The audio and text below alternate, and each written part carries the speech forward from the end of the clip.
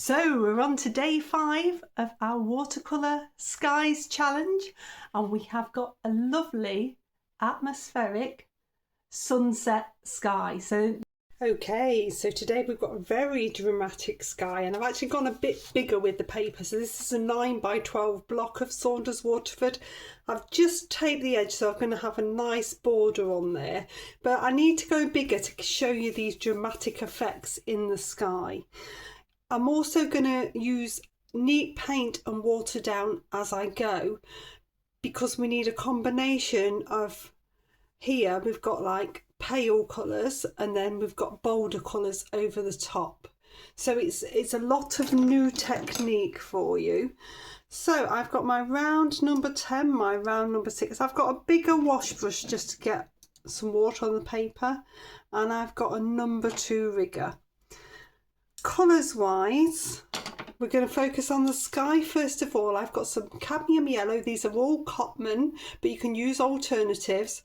The beauty of Cotman is they are either semi-transparent or transparent. So cadmium yellow, cadmium orange, permanent rose, and then I'm going to make a mix to make a purple of permanent rose and cobalt blue. I've got a bit of indigo and a bit of sap green as well for later.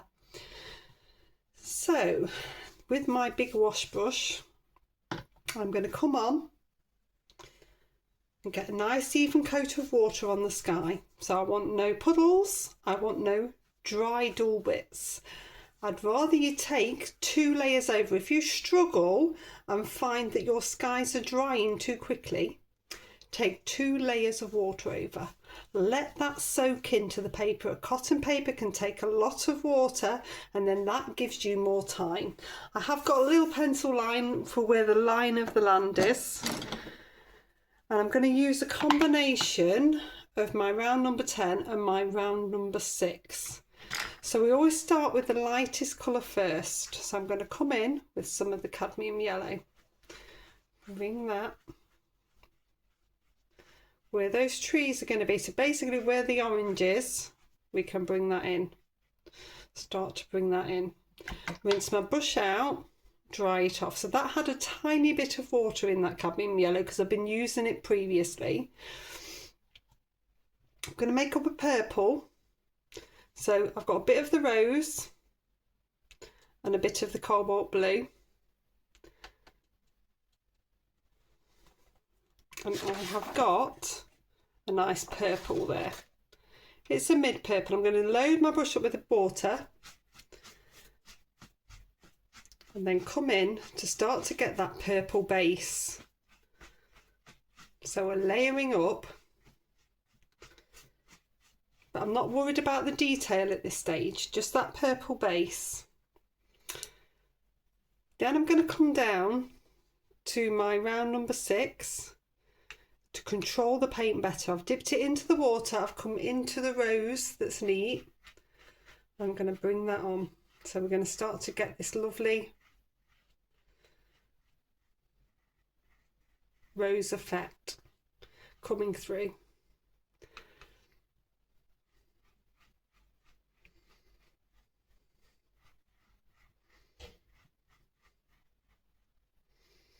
Little bits of rose. Just focus on getting the colour in the place you need it to start with. You want to have an idea of where these colours are. Rinse the brush off, dab into some water. I'm going to come into some orange now. So this is still very, very wet, so I've got plenty of time. And these are quite wispy streaks going left to right. So I can just start to bring those in. One of the hardest colours is to get the salmony orange colours, and you often need to go to artist quality to get them. But sort of Scarlet Lake type colours work quite well. They can be quite muted in student quality. But I've stuck to student quality because that's what most of you have. But something like a Scarlet Lake works fabulously for those salmon colours. Okay, if I take a bit of the cadmium orange and a bit of the rose together now. Just going to start to blend those little bits of salmon colour, because there are some within here. So I've got the dab of the cadmium orange, a dab of the rose.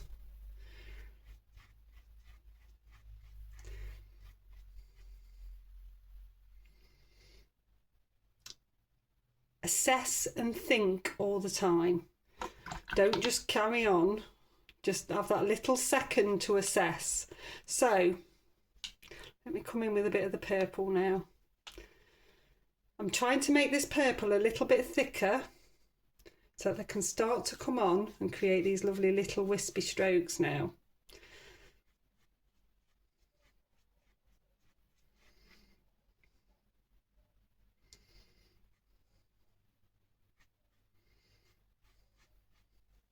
So we're breaking up these bands of colour now with the wispiness.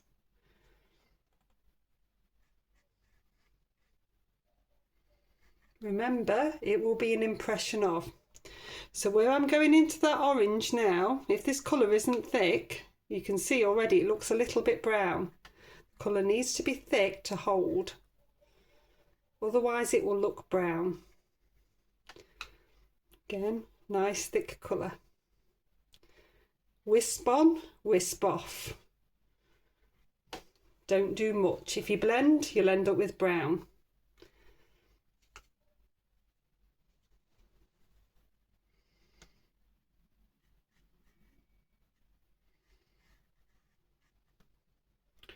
Remember, this is your impression of. It doesn't have to be exact. You just want a nice sky with these bold colours. So it's building up nicely.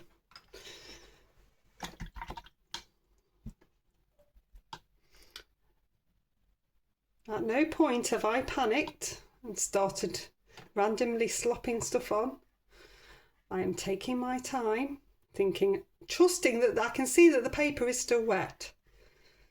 If you're in a hotter climate, you might have to work a bit faster, or you can go smaller and try it smaller. It's quite, sometimes you're a bit too constrained when you try to go too small. Take a bit more of that rose in towards the bottom. And then I've got that rose and cadmium orange mix. Makes that sort of salmony colour. Wisp through in places.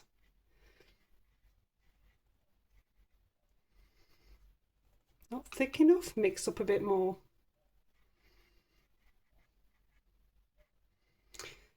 Try not to stroke through your purple with the orange, because that will make a brown.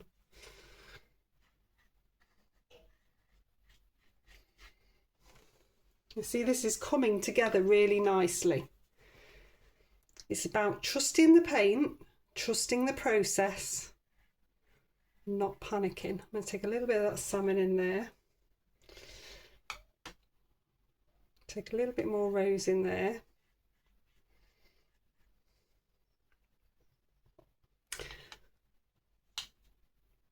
And take a little bit more of that purple, which is the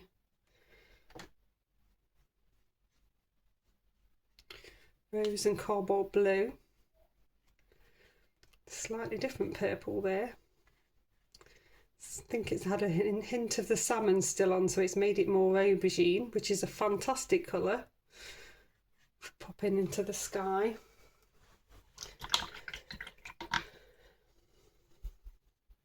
And then it's, have I done enough? Have I done enough for this sky to look like it's finished? I think I have, very nearly. I'm going to take a few more wisps. I'm watching, so this area here is dry. I wouldn't even touch that, but there's areas within here that are now, that still have a sheen, so I can still play within them if I want to add a little bit more. But it's knowing, so here is dry, so it's dull, it's dry. If it's dull, it's dry, you don't touch it. And you can only touch it at this stage with fairly thick paint. If you go in with a really wet brush, you'd end up with a watermark. So everything I'm doing now is fiddling that I probably don't need to do. So I'm going to stop and dry it off. I'm going to follow my own rules. Okay, so that's nicely dry. I'm really pleased with that. It's worked wonderfully. I'm going to come back with my round number 10 and just wet this bottom section now. We're going to get a bit of a base in. I'm still using neat paint. So I'm going to use some sap green because it is mainly green. Just for ease. You could use a mix of cadmium yellow and cobalt blue as well if you didn't like sap green. I know not everybody likes sap green.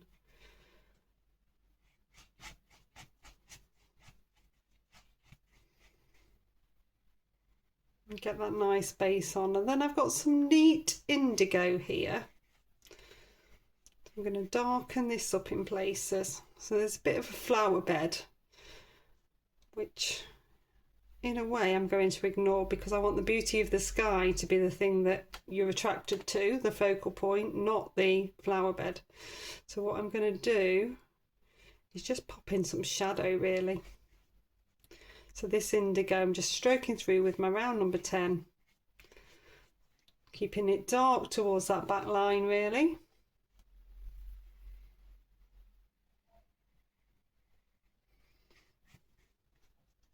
So you've got that little bit of shadow, and the sky is what we want to highlight. So I'll dry that one off. Okay, so that's nicely dry. What I've got now is a hog hair brush. So it's an oil painting brush, but I've only ever used it for watercolour, and I'm going to do some stippling. So I'm going to start with a bit of green as a mid-tone. I'm going to use a little bit of indigo, maybe a little bit of orange, and maybe a little bit of cadmium yellow. So I'm coming on, dabbing and creating a varied tree line. So I'm not going to do too much in one go. I'm going to come and do a little bit. I'll do it in thirds, I think, so you get to see. Then I'm going to come into the indigo because this is mainly going to be dark. But the beauty of adding the green first is it's going to give it some natural shadow. Highlight and shadow. So I'm going to come in. I'm arching the brush as I'm dabbing.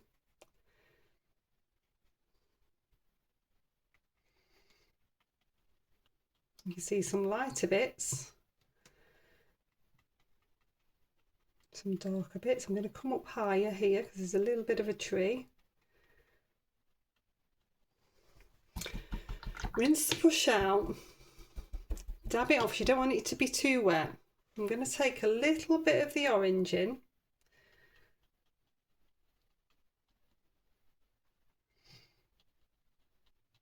It's just giving a little glow at the top of the trees really. So that is nice, neat, thick paint that I'm using.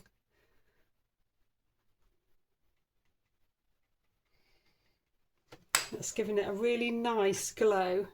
If I pick up my long, thin rigger, I can come in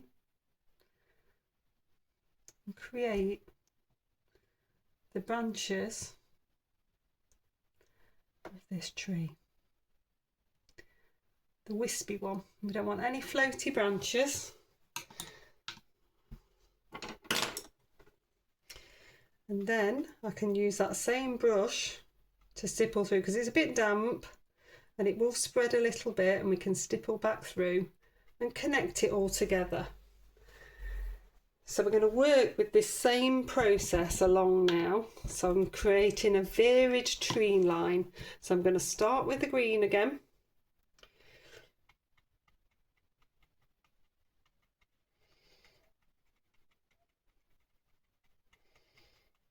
Actually, I might actually leave them a bit lower in places because I quite like my sky and I don't want to cover it all up. Then we're going to come in with the indigo. This is called Artistic License. Thinking, I don't want to cover all that beautiful sky up that I've just done. You can come back into the other one and change the shape a little bit so it works nicely together. Don't worry too much about that bottom edge, we can fill that in at the very end. And I'm going to go nice and dark this side with the indigo. You see, the wetter it is, the more dense the dabbling and stippling is. But if you've got neat paint, it's much more precise. So it gives you the best of both worlds, really. You can have some really nice stipply effects.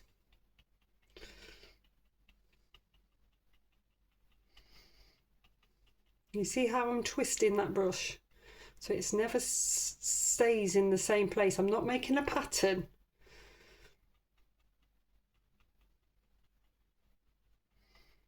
Quite like that tree there, so we'll have that one. Dab into a little bit of the orange. So we've got that little bit of a glow in places. As with all these techniques, I tend to make it look quite easy. I've done it for years and you need to practice. That motion, that arching motion that I'm doing is really important. So I'm going to pop in now some branches and trunks.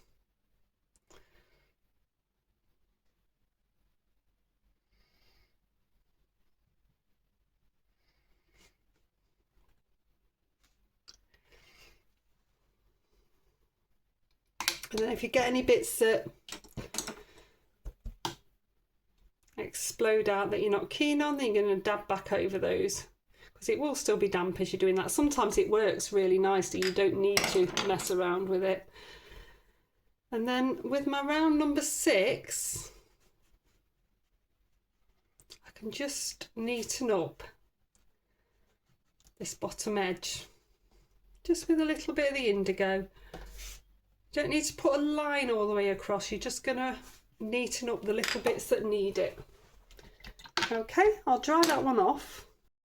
Okay, so that's nicely dry, and there's one last thing that I want to do, and this is just this little bit of watered down indigo. So that's the colour of my indigo now. It's watered down. I'm just going to pop a bit of shadow along where these trees are. So it's a sort of little left and right wiggle.